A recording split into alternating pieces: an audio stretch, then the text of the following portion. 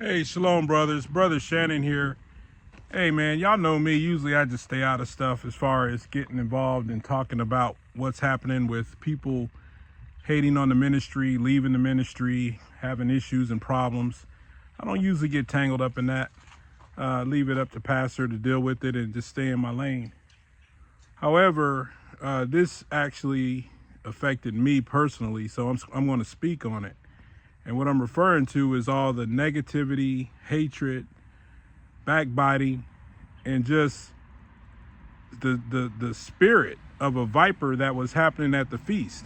I mean, my Isha got it from a sister, and I got it from a brother. I heard it from another person that wasn't talking directly to me, but in my presence. So I heard it multiple times at the feast. I heard the slander and the negative energy regarding Straitway Ministries and Pastor Dowell. And so I'm never under the mind state of we should just be mindless sheep.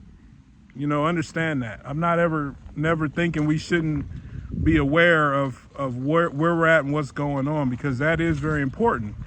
And there's always a chance that the leadership could be compromised. You know, there could be a spirit come on them, or there could be something negative, you know. I get it.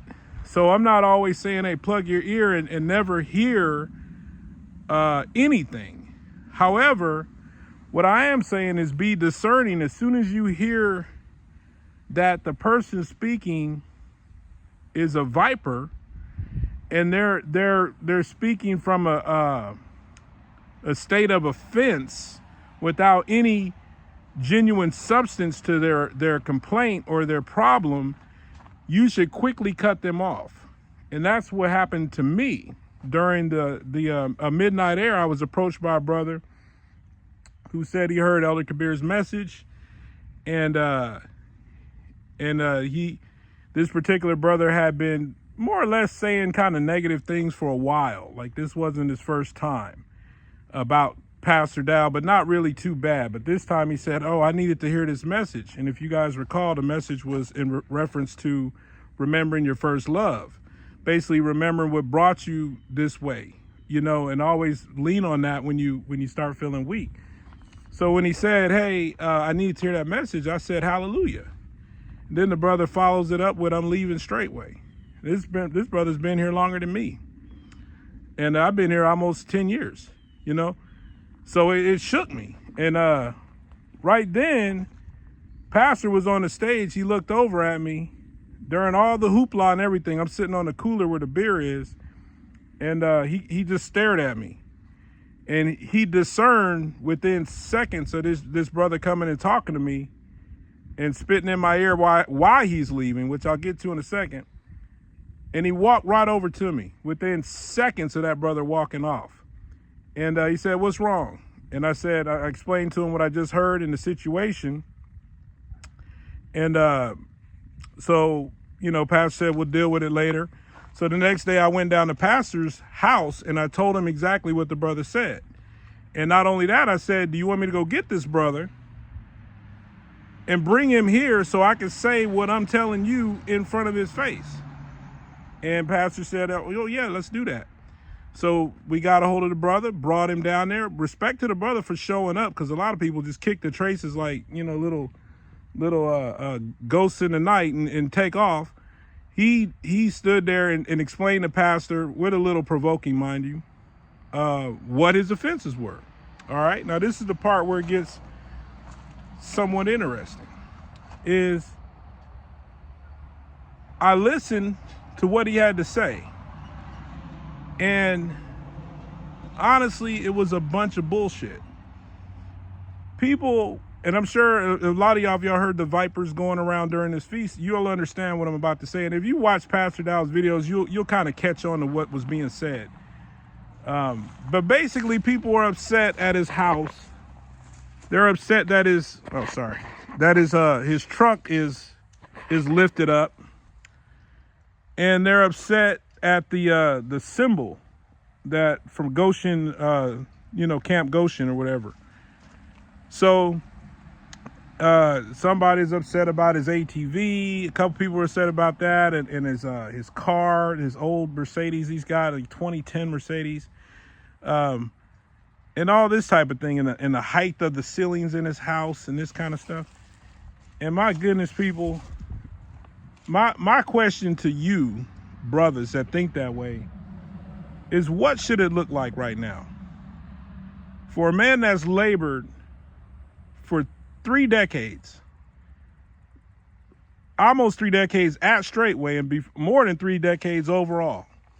Started off living in a dilapidated trailer with and taking baths in a bathtub he found off the side of the road, shitting in buckets, peeing in buckets. My question to you is, after 3 decades, what should it look like for him? What should his house look like? What should his cars look like? What does that look like? What do you want to see Pastor living in? How do you want to, what kind of car should he be driving? You understand what I mean? If Mark 10, chapter 30 says that he should receive 100-fold, a person that, forsakes all and labors as hard as Pastor has labored, 100-fold in this lifetime, why are we upset when we see that? Why are we upset when we see a nice car, nice trucks, and ATVs and side-by-sides, whatever you want to call them, and houses with tall, nice ceilings and beautiful ceilings? And why are we pissed off? I give to the ministry, use the word to be pure, religiously. I mean, I give and tithe constantly, and seeing that house didn't slow me down, didn't make me envious, didn't make me mad. It made me proud, because that's a testament to Pastor Dowell's labor.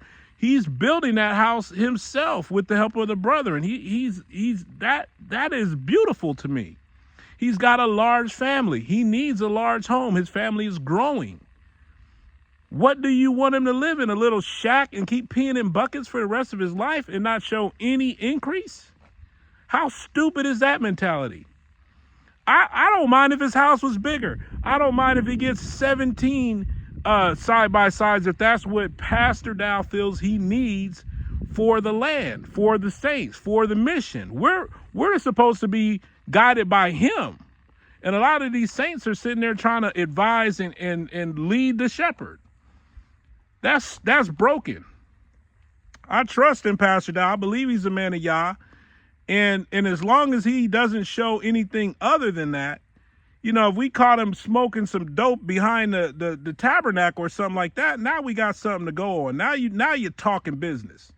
But all this stupid shit about his car and his suspension on his truck, man, if that's what's going to cause you to break away from Straitway, y'all are mad weak.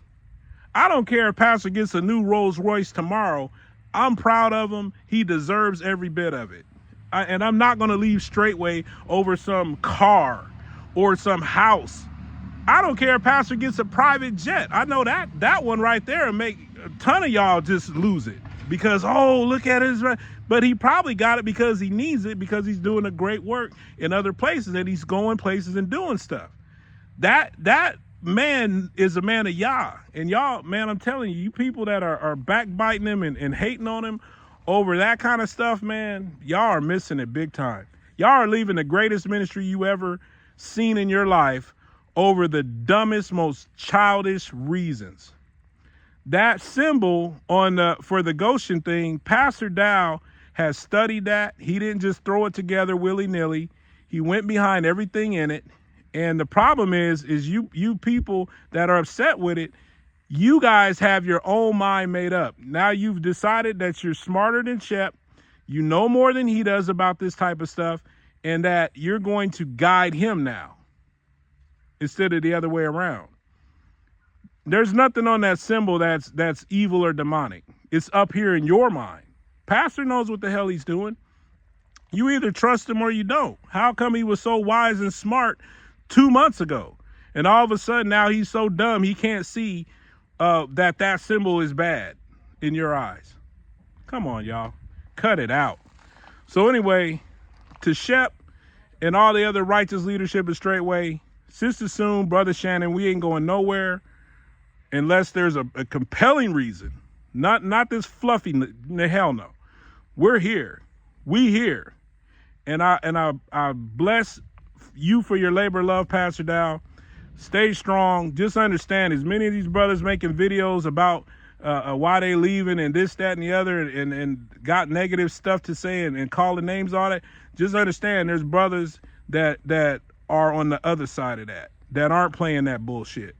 They're not gonna leave because you get an extra ATV or you get a newer truck and other dumbass reasons like that. Get you that truck, Pastor. Get you a bigger house if you want. Get you 3 more cars if you want. Do you, Pastor? We with you. You earned it and you deserve it. This is Brother Shannon. If somebody don't like it, call my name out, put it in the comments. Hey, I'm a big boy. I can deal with it. I'm out.